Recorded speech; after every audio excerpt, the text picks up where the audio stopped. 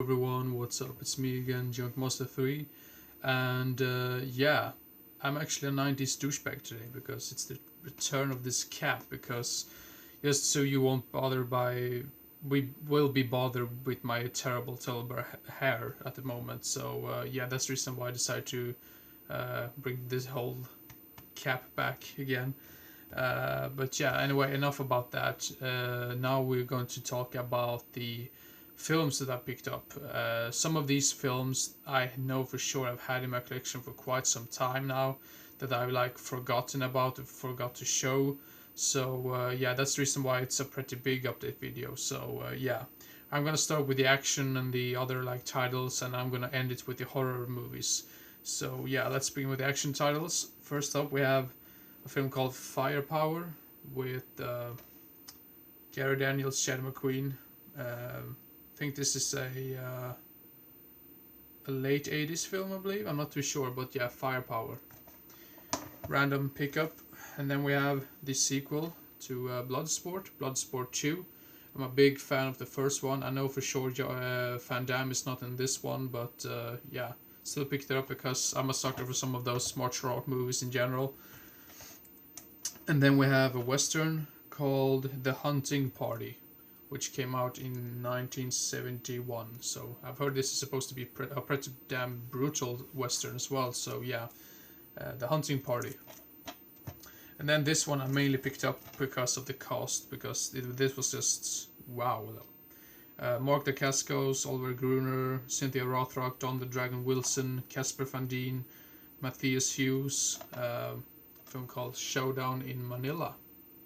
Probably gonna be garbage, but I still like some of those garbage films in general, so yeah.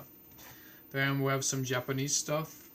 I'm not too sure how to pronounce this, but Jin Ro, an anime or like a manga.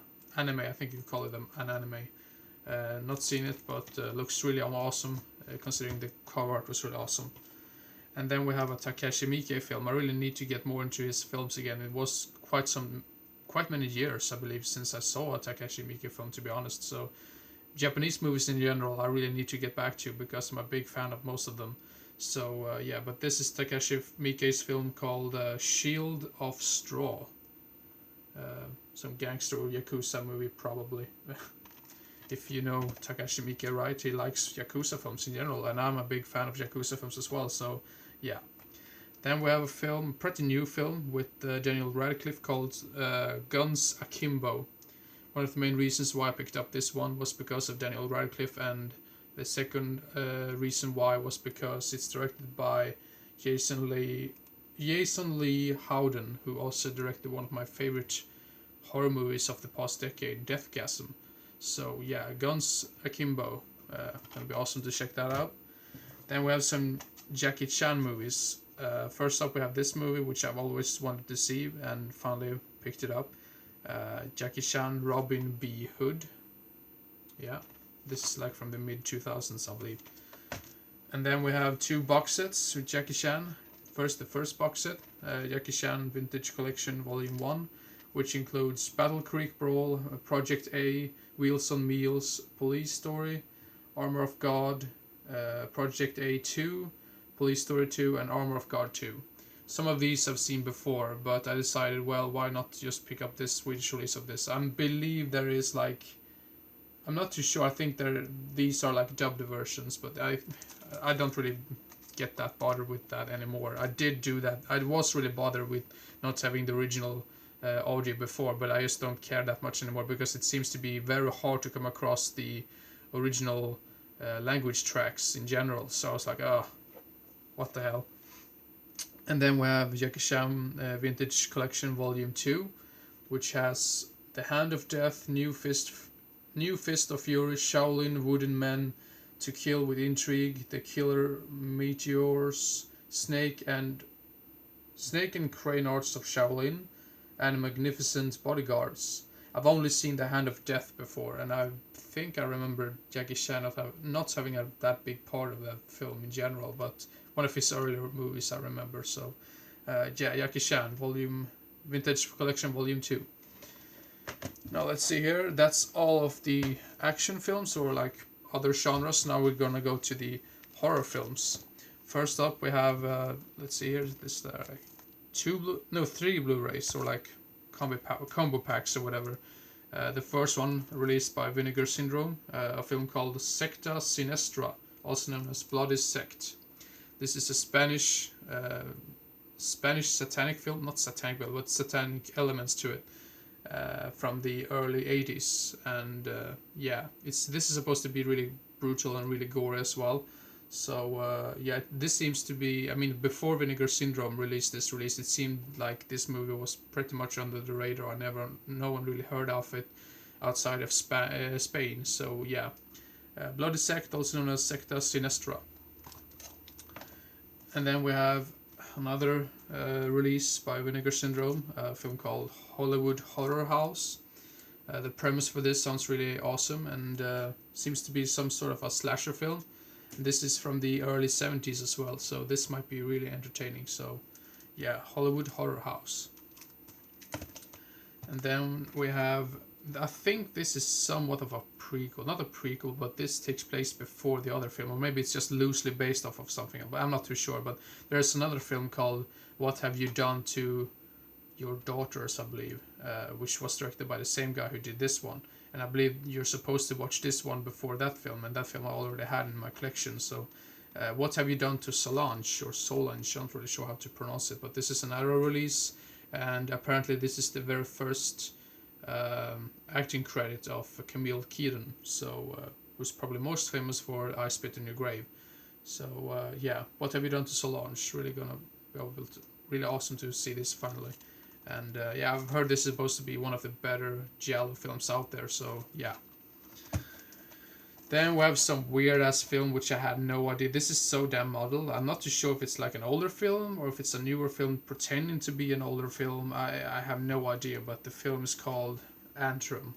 I need to look more into the information about this, but just the whole weird like story behind this seems to be really weird in general, so that's the reason why I picked it up. So it says that the production year was 2019, but on the back of the DVD it says, oh, it was filmed in the 1970s, and then it suddenly resurfaced like 1988, and then something happened. It's just really weird, but yeah, I've not seen it myself yet, but yeah.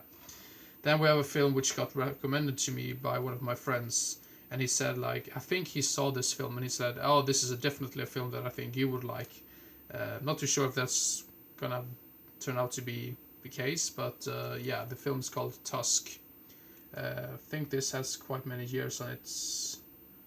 Okay, yeah, this is from 2014. I know for sure when this was new, very many people seemed to talk about it, and afterwards people just stopped talking about it for some reason. So I'm not too sure if it's a good film or not, but yeah, we'll see how it goes. Then we have this film. This movie, one of the main reasons why I picked up this movie was because I saw it was like a low-budget horror film from the 2014, and another reason why is that this movie was going to go out of print pretty soon, so that's another reason why I picked it up. So probably some really low budget garbage, but yeah, what the hell. The film is called Call Girl of Cthulhu. Yeah, look at that cover, it screams B-movie. But sometimes, I mean, this looks a lot of like it could have been like a trauma film in a way. Then we have two films, Village of the Damned and Children of the Damned. Village of the Damned, unfortunately I've only seen the John Carpenter remake, and I did not know that when I saw that film that was a remake of an older movie. And now finally I have these two films as well, and these are movies I've been on the hunt for quite some time as well. So yeah, Village of the Damned and Children of the Damned. Then we have this looks so damn stupid, and that's the reason why I picked it up, because apparently it's about vampire dwarfs, and that film is called Ankle Biters. Just look at that cover art. The cover art is pretty cool in my opinion, but the movie itself is probably a piece of garbage. But that's how it goes sometimes when you're a collector. And the next is the only Snapcase release, or like DVD Snapcase on this update video. And the film is The House of Seven Corpses. Some sort of early 70s ghost story, I believe. So yeah, some of those movies in the early 70s have really great atmosphere to them as well. So and yeah, I think I've come to the conclusion that when it comes to ghost movies in general, the 70s is probably one of my favorite decades when it comes to that. So yeah, The House of Seven Corpses. And then we have a film called The Irrefutable Truth About Demons. Hope I pronounced that right. Pretty much a blind buy, but I just read something about the storyline, and the storyline sounded really interesting, and it's from the early 2000s, so I was like, why not? Then we have a complete blind buy. This was apparently like a made-for-TV film, or this was going to be made into a series or something, but no one like picked it up or anything, or no cable network. But the film is called Good Against Evil. Also a 70s film. I think I realized now there's plenty of 70s films in this update video, but yeah, whatever. Then we have a film called The Paper House. Maybe this is more of a drama thriller than a straightforward horror film. I'm not too sure. That's what I've been told, and some people say it's a horror film, but yeah, this is like a weird Japanese release of it, and because that was the only way to get this at the moment for me. So yeah, The Paper House. Now I really need to speed up, but yeah, the next film is a early 60s film. No, mid 60s film with Boris Karloff in it. A movie called Die Monster Die. Yeah. And then we have a late 80s movie that takes place in... I think this takes place underwater.